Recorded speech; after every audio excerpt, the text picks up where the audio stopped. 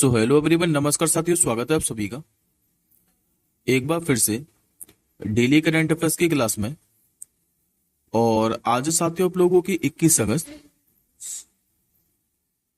और आज हम सभी 21 अगस्त से बनने वाले जितने भी आपके मोस्ट इंपोर्टेंट करंट अफेयर्स के प्रश्न बने हैं, इन सभी प्रश्नों को हम लोग एक्स्ट्रा फैक्ट से और डिटेल के साथ डिस्कस करेंगे।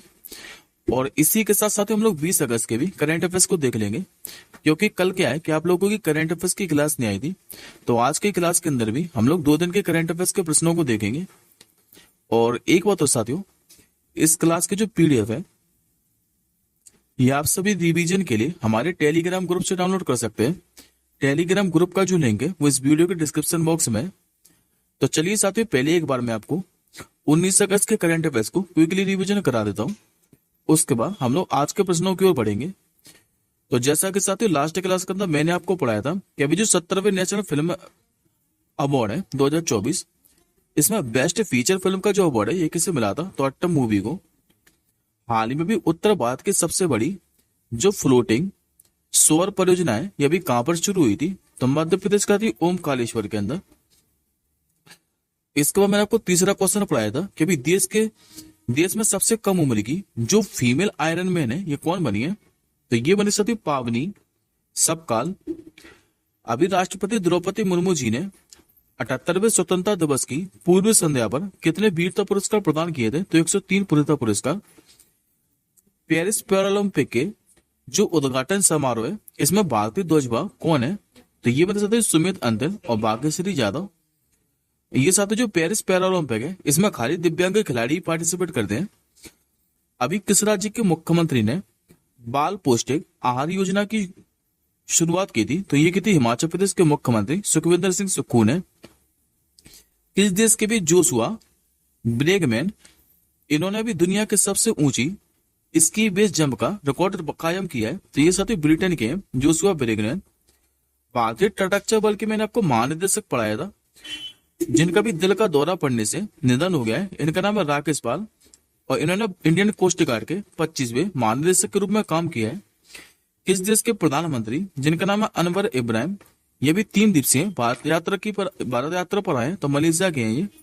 और लास्ट क्वेश्चन मैंने आप लोगों को पढ़ाया था कि किस राज्य के भी स्वयं व्यास, ये भी फीडिंग रेटिंग पाने वाले सबसे कम उम्र के खिलाड़ी बने हैं, तो ये सभी राजस्थान के उदयपुर के हैं स्वयं व्यास। और ये अभी फीडिंग रेटिंग पाने वाले सबसे कम उम्र के खिलाड़ी भी बन गए। आई होप साथियों आपको 19 अगस्त के सारे करंट अफेयर्स के प्रश्न क्लियर होंगे। अब हम लोग आज के क्वेश्चनों की ओर बढ़ते हैं।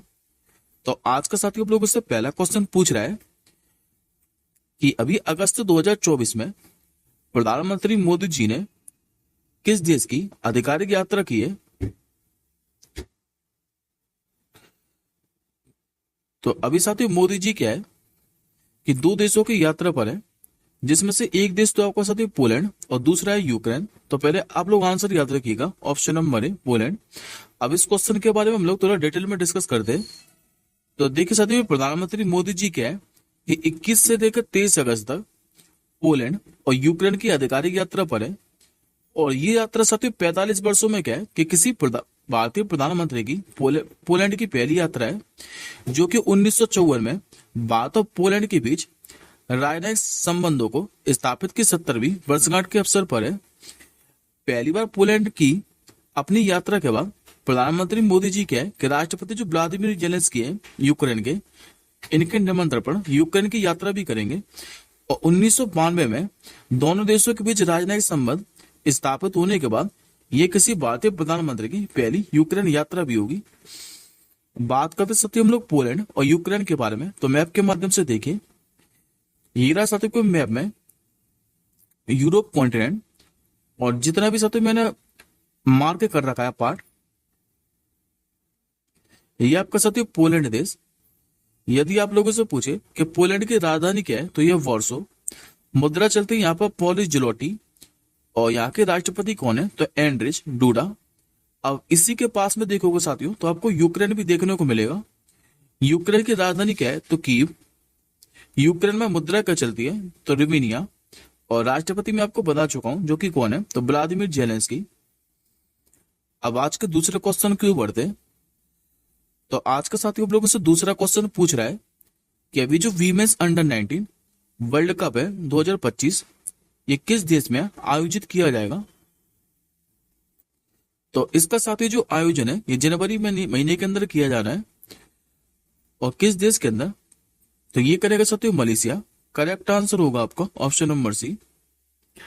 अभी वीमेंस अंडर 19 जो वर्ल्ड कप है 2025 इसका जो आयोजन है यह मलेशिया में किया जाएगा और ये जो साथियों जो टूर्नामेंट है ये 18 जनवरी 2025 को शुरू होगा और इसमें क्या है कि 16 टीमें हिस्सा लेंगी, जबकि इसका फाइनल कब खेला जाएगा तो 2 फरवरी को।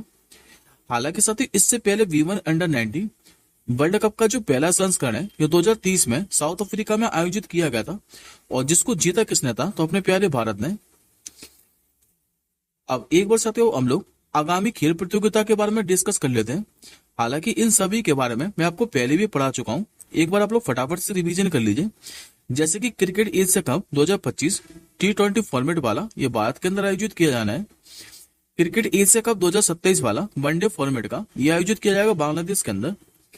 वाइड वर्ल्ड चैंपियनशिप मैच 2024 ये कहां पर आयोजित किया जाना है तो सिंगापुर के अंदर।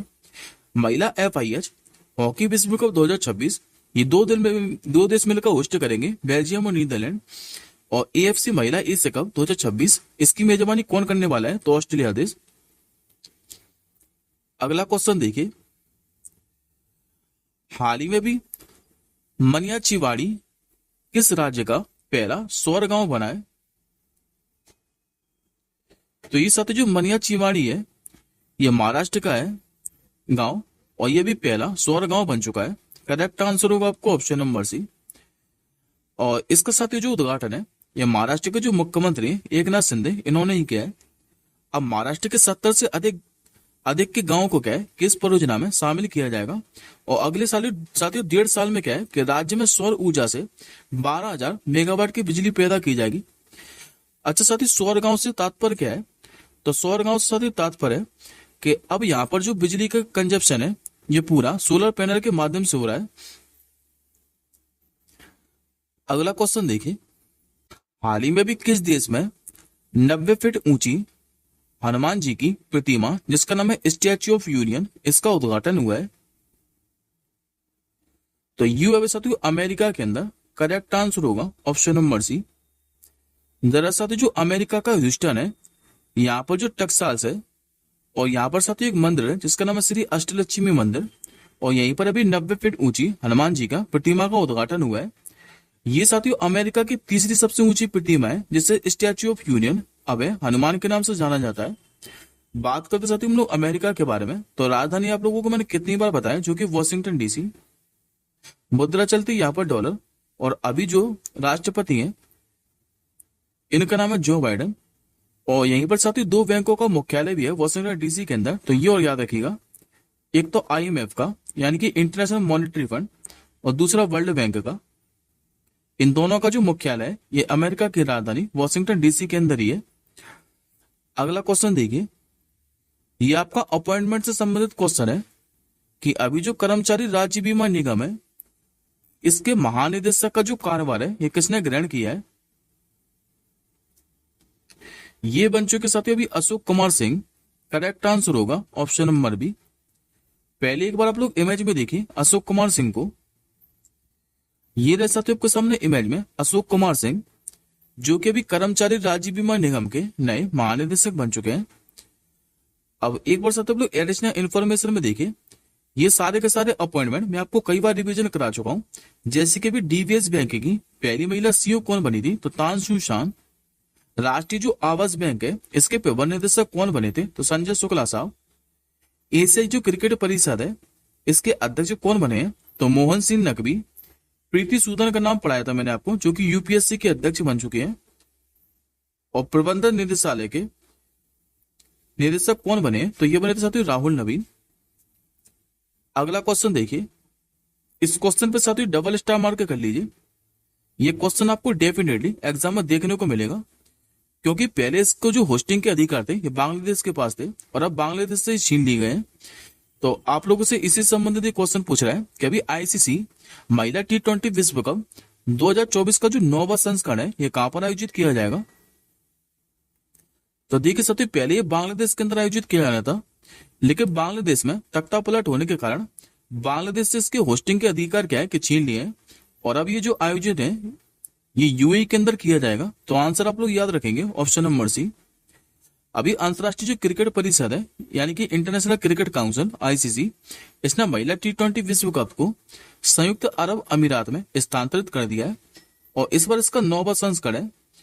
पहले ये बांग्लादेश में होने वाला था, और अब ये कब से लेकर कब तक आयोजित किया जाएगा, तो ये साथ 3 से लेकर 20 अक्टूबर तक दुबई और शारजाह में खेला जाएगा। बात करें साथियों हम लोग आईसीसी के बारे में, तो स्थापना हुई थी 15 जून 1909 को। मुख्यालय का है तो संयुक्त अरब अमीरात के दुबई के अंदर। अध्यक्ष यहाँ के ग्रेग बार्कले, और सीईओ कौन है तो जॉफ अलार्डिस। अगला क्वेश्चन देखिए, इस क्वेश्चन पे भी साथियों स्टार मार्क कर लीजिए।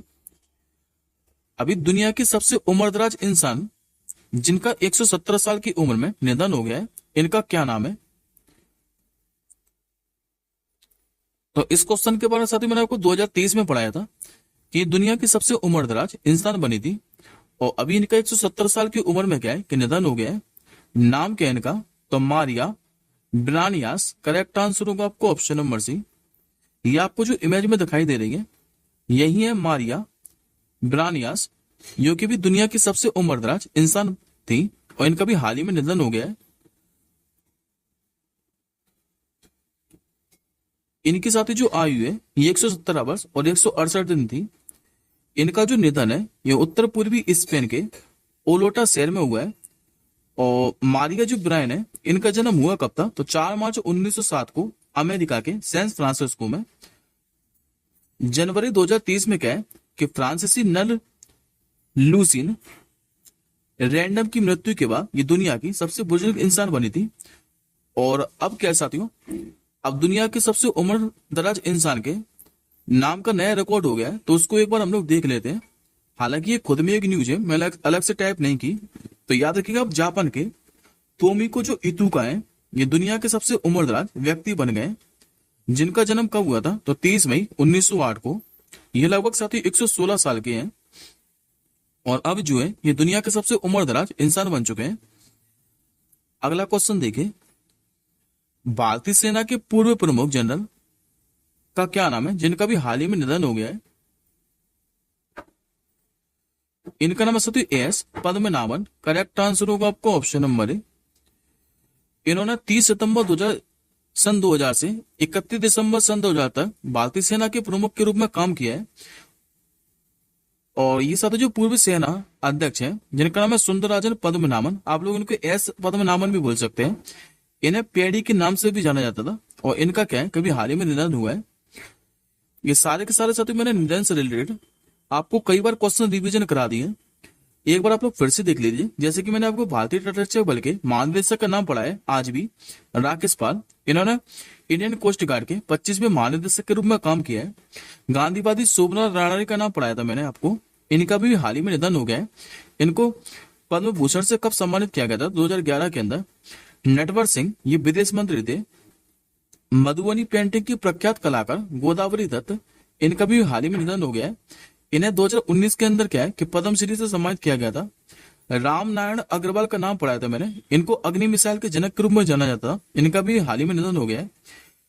इसके बाद सुपर मोस्ट इंपोर्टेंट नाम प्रसिद्ध नृत्यांगना यामिनी कृष्ण मूर्ति, ये रुक्मणी देवी अरुंडल की शिष्य है, और इनका संबंध भरतनाट्यम से था।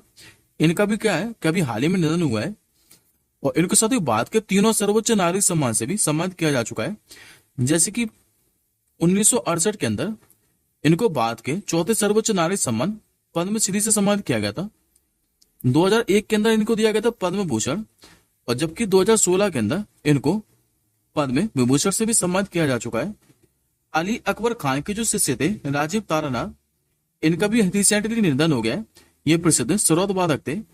और पश्चिम बंगाल के मैंने पूर्व मुख्यमंत्री पढ़ाए थे आपको, जिनका नाम बुद्धदेव भट्टाचार्य, इनका भी अभी रिसेंटली निधन हो गया है। अगला क्वेश्चन देखिए, हर साल साथ जो विश्व मच्छर दिवस है यानी कि वर्ल्ड मॉस्किटो डे, ये आपका कब मनाया जाता है।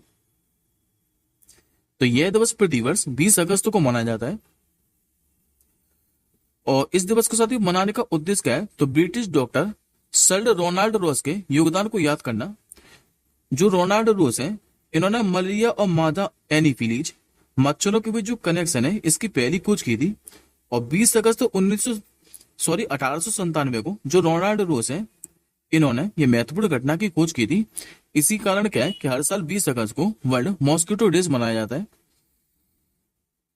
अगला क्वेश्चन देखिए, अभी 20 अगस्त 2024 को किस देश ने एक बैलिस्टिक मिसाइल जिसका नाम है शाहीन 2 इसका सफल परीक्षण किया है? तो ये जो साथियों शाहीन 2 मिसाइल है ये पाकिस्तान की है और इसने क्या है कि अभी हाल ही में इसका सफल परीक्षण किया है। शाहीन 2 की बात करें तो ये सतह से साथियों हवा में मार करने वाली मिसाइल है। बात करते हैं हम लोग पाकिस्तान के बारे में, तो राजधानी आप लोग जानते हैं जो कि इस्लामाबाद। राष्ट्रपति यहाँ के कौन है? तो आसिफ अली जरदारी जो कि अभी नए बने थे। और प्रधानमंत्री कौन है? तो शहबाज शरीफ। ये आज का साथियों आपका आखिरी क्वेश्चन है और ये भी इंपॉर्टेंट ही है, स्टार मार्क कर लीजिए इसको भी। अभी विश्व स्तर पर टॉप जो सेंट्रल बैंकर का दर्जा है ये किसे दिया गया है? क्योंकि साथियों इनको क्या है कि दूसरी बार ये A+ रेटिंग का दर्जा मिला है। नाम इनका RBI के गवर्नर शक्तिकांत दास, जो कि आपको इमेज में भी दिखाई दे रहे हैं। अभी जो शक्तिकांत दास है इनको global finance central banker report card 2024 में A+ रेटिंग मिली है और ये जो दर्जा इनको अमेरिका की ग्लोबल फाइनेंस मैगजीन ने दिया है। पिछले साल भी साथी टॉप सेंट्रल बैंकर चुने गए थे शक्तिकांत दास और इन्हें क्या है कि A+ रेटिंग मिली थी। शक्तिकांत दास को ये A+ रेटिंग मिली क्यों है? तो इनको महंगाई पे कंट्रोल, इकोनॉमिक ग्रोथ, करेंसी में स्टेबिलिटी और ब्याज दरों पर कंट्रोल के लिए यह सम्मान मिला है। और 3 लोगों में साथियों A+ श्रेणी में स्थान दिया गया है शक्तिकांत दास को। एक तो बात की कमांडर शक्तिकांत दास, दूसरे डेनमार्क के क्रिश्चियन केटल थॉमस और तीसरे स्विट्जरलैंड के थॉमस जॉर्डन। ये आज का साथियों आपका क्वेश्चन ऑफ द डे है कि हाल ही में अभी किसे नया गृह सचिव नियुक्त किया गया है? इस क्वेश्चन का आंसर आप लोग कमेंट बॉक्स के अंदर कीजिएगा। अब हम जल्दी मिलेंगे नेक्स्ट क्लास के साथ ही, तब तक के लिए जय हिंद, वंदे मातरम।